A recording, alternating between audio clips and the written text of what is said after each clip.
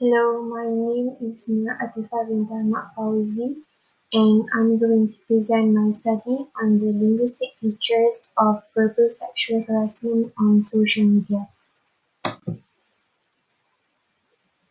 Sexual harassment defined as uninvited and unwelcome verbal or physical behavior of a sexual nature, especially by a person in authority toward a subordinate such as an employee or student.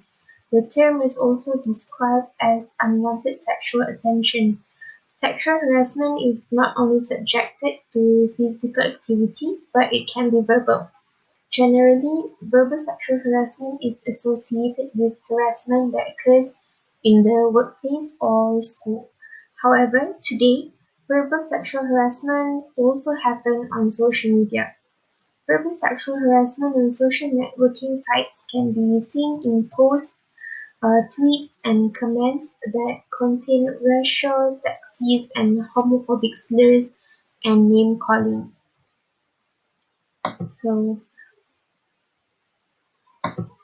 verbal sexual harassment is a profound problem that happened to many users of social networking sites. According to a survey in 2017, around 57% of respondents experienced sexual harassment via Facebook. Meanwhile, 10% of respondents encountered sexual harassment on Instagram and 7% on Twitter. A survey that more than 58% of girls from 32 countries experienced some abuse or harassment on social media. And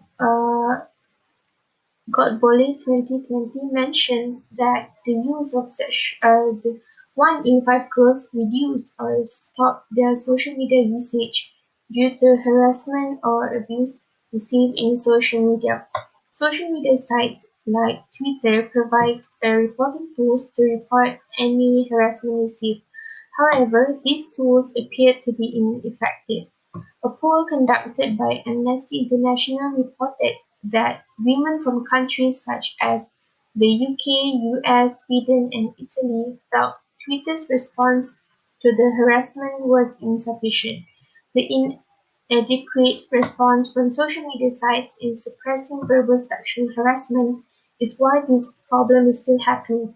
It's concerning because the potential for users to become a victim of such harassment is high and they left with no option to protect themselves. Due to the problem mentioned, it is crucial to find a method to resolve the issue to create a safe environment for social media users.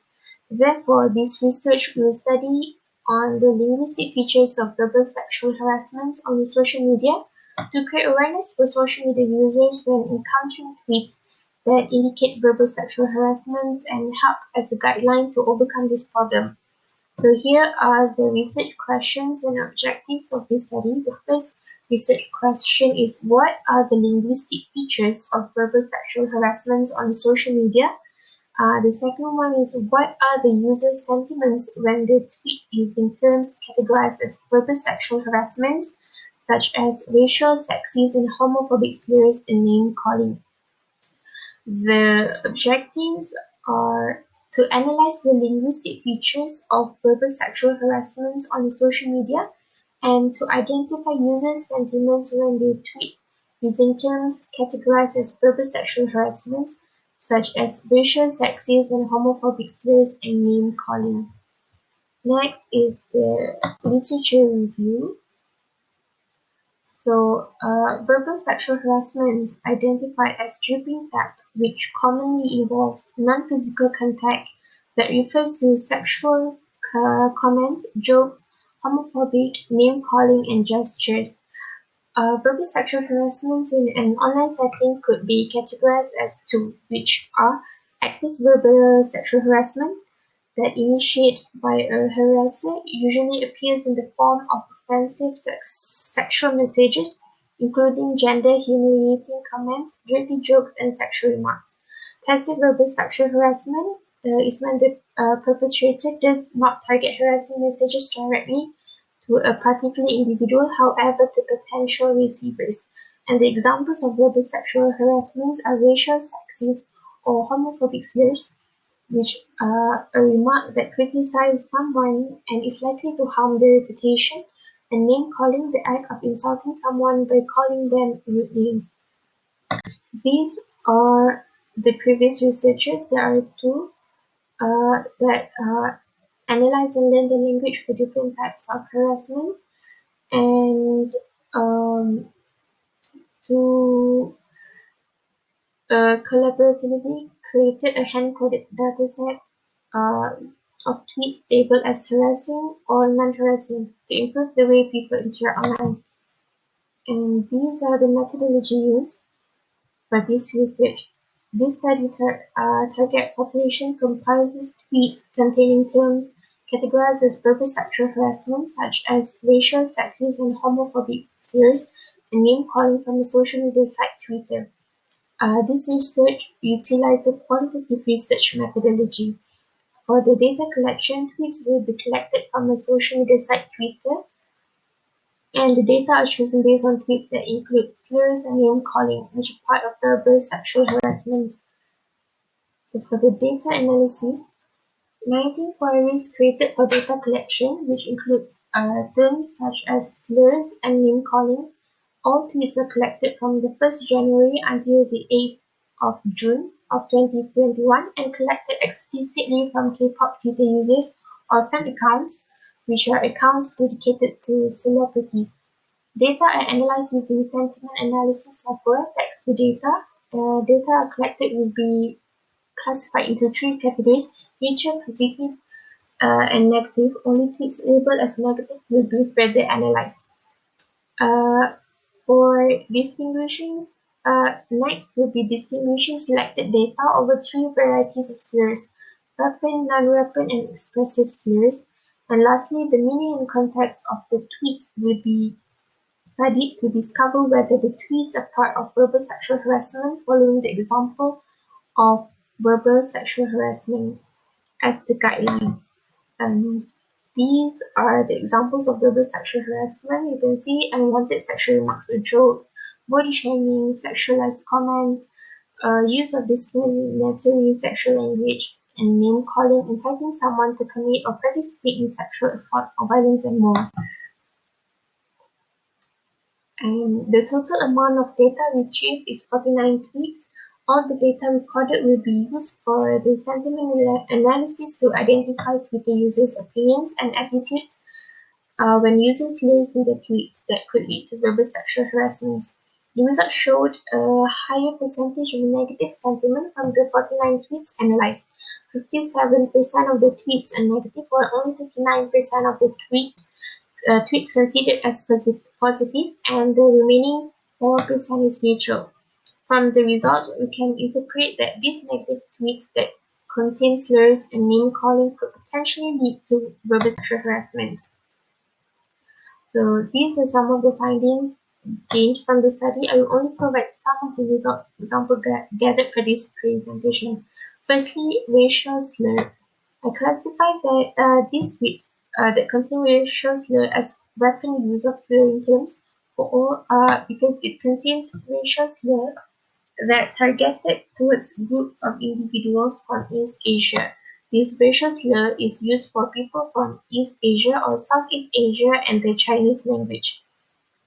And after reading the context of these tweets, only the first tweet can be included as verbal sexual harassment because it is intended for a group of people. And the next one is homophobic slur, which targeted to a homosexual individuals. I classify these tweets as weapon use of slurring because it is targeted toward a group of people who are not part of the homosexual group, and it is used as an insult due to the physicals and appearances. Part of verbal sexual harassment is when someone refers to an individual or group of individuals with an offensive name. In this case, the tweet contains verbal sexual harassment refers to BTS fans, predominantly with female as dirty B, And beside that, the tweet also makes a derogatory comment about human body part by saying it is dirty. Next, the use of sexist slur B. Um, Only the first two tweets are relevant to the expressive use of slurs because the noun "be" is not targeted towards any specific gender nor group individual, but to express the emotional state. And it is also not a verbal sexual harassment because it does not refer to any individual or group and does not suggest any action that could lead to sexual harassment. However, another tweet, which I label as tweet 17, is categorized as weapon use of slur as it targets an individual who is another Twitter users. A verbal sexual harassment intends someone to be a victim of sexual assault, and therefore this tweet 17 I categorize as verbal sexual harassment because the tweet mentioned this phrase, which clearly defined as sexual threat. And lastly, name calling. This tweet used fat as an adjective to describe an individual. For instance, this phrase and these two phrases, the intention of this tweet is none other than to body shame. This tweet is verbal sexual harassment, as body shaming is part of verbal sexual harassment in the categories of sexualized bullying. So these are the findings, and as a result and conclusion, 13 out of 28 are tweets are considered verbal sexual harassment.